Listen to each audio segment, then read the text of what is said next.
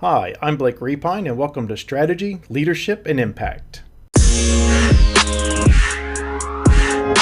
Welcome back to Strategy, Leadership, and Impact. I'm your host, Blake Repine. Again, thank you for all the support I've been receiving for the podcast. And if you have a question, comment, or a topic you'd like for me to talk about, please feel free to email me at blakerepine@gmail.com, or you can actually connect with me on LinkedIn. Just search my name, Blake Repine, and send me a message through there. I also have something big coming out over the next week or two. My new website that'll be a platform for me to host the podcast on will be out. Also, you may have noticed for this episode, I have updated the podcast art. Quite happy with it, the way that looks. That was done by same person that's doing my website. Again, it's just another way to get the message out. And speaking of getting messages out, that's a good segue into today's topic. And what I want to talk about is communications. And in most organizations, you receive feedback that communication sucks. I don't know that I've ever worked somewhere or worked with an organization or worked with other people or heard comments from peers of mine that work in other organizations that say, oh, communications and the flow of communications in our organization is perfect or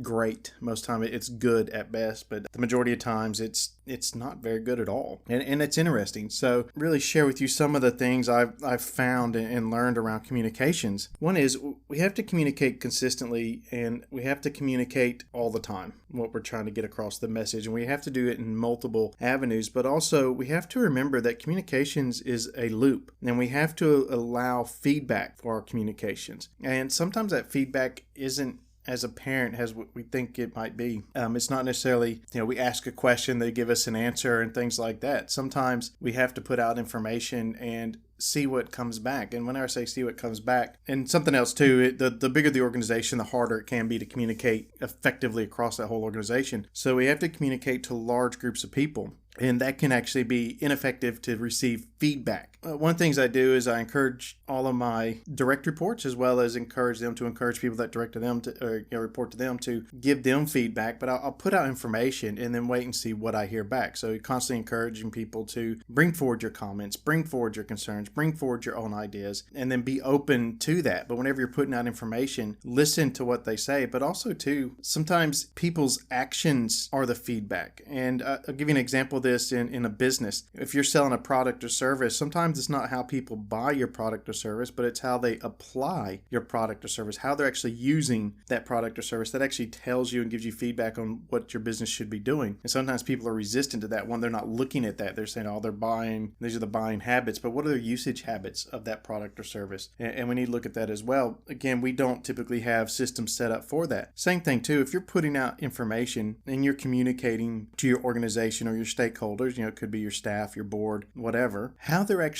acting on that information is your feedback. And you need to really be aware and use that awareness to gather that feedback. It's watching, listening, just seeing what they're doing. Sometimes it might not be a follow-up question that they ask. Sometimes it might not be a comment that they make. It could very much be, what they're doing. And that too, we communicate consistently the same message. Try not to change the message regardless of what avenue you're communicating it in. Because when people are listening to what you're saying, you have no idea what part of what you're saying is going to resonate with them, what part of what you're saying is going to stick with them. It could be different, and it will be different across multiple people within the organization or the team. So you have to see and say, okay, which part did they get this time? What part do I need to reinforce with this person or this group, etc. Also, the intent or the, how something is perceived is very difficult for you to determine as well. You can say, well, this is the message I want to give out, but how people are receiving that can be something completely different. And if you don't know how they're actually, what is the message that they're receiving? How are they perceiving what you're wanting to achieve or what you're wanting to communicate? It can be quite different. And sometimes people too, they don't know when they're being communicated with, if that makes sense. And I'll give you an example of this. So going through a large implementation, implementing a new system, large project, actually had a couple people managing the project for us come in,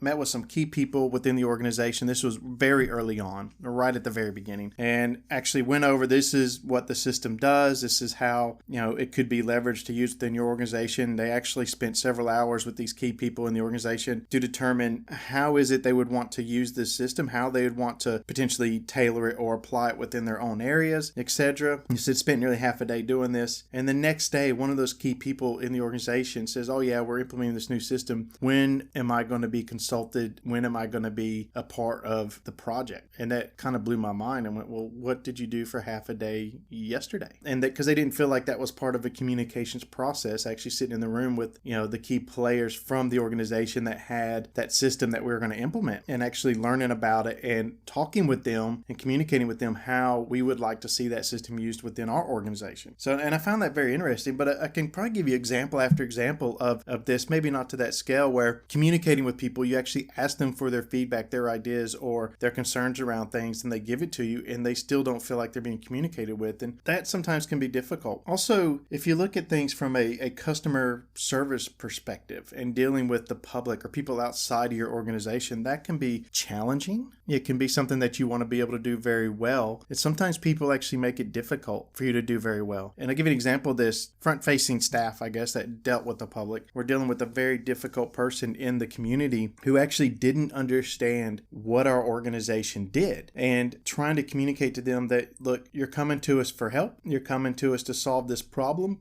But we actually don't do that. That's not part of our business. It's not even related to what our business does. But yet this person continually showed up, and actually almost in a threatening manner with our frontline staff, and insisted and demanded that we do this thing to help her out and to help this person out. And we just couldn't. And that's very difficult. But that comes back to, it's a communication issue. How do you communicate to someone to educate them about what you don't do? So, and that sometimes it's kind of like whenever your identity gets stolen, it is incredibly difficult to prove to someone who you're not. It's easier to prove who you are. Just think about that for a minute and let that sink in. Try to tell someone what you don't do. Sometimes it's quite easy, but other times it can be quite difficult, particularly if something it might be slightly related, but it's not the same. When we talk about communication, shared terminology, not necessarily a shared language. It could be a shared language, but whenever you look at the nature of businesses nowadays, the nature of, any departments really, they're more multicultural now than they have been in the past. So we actually have multiple languages, multiple customs, which means translates into different nonverbal type communications. And that can create barriers within organizations. But how are we addressing these barriers, and how are we getting around that in order to make sure we're still communicating effectively and we're not actually insulting someone unintentionally, or, doing those cultural faux pas that, can be very disruptive, and being careful of that. And I think really that goes a long way from both sides, understanding, oh, this person probably didn't mean that. Let me go educate them around my background or whatever, so they understand it, and we get through that, and it probably wasn't intentional. So, but from organization to organization, even if we speak the same language, sometimes we have different terminology, even within the same industry. And you can see that. You see certain acronyms that are used at different places that are in the same industry, but the acronyms mean something completely different. And there again, you can go to a different industry and they use the same acronym that means something completely different. That can make it challenging. One of the things that, or an exercise I went through several years ago now, that actually helps is, someone told me, they said, explain to someone what you do without using any of your industry jargon, without using any industry speak. Use plain language and try to go through that, particularly if you're in a highly technical field, or or in a field that does use a lot of acronyms or a lot of jargon, and try to explain to someone,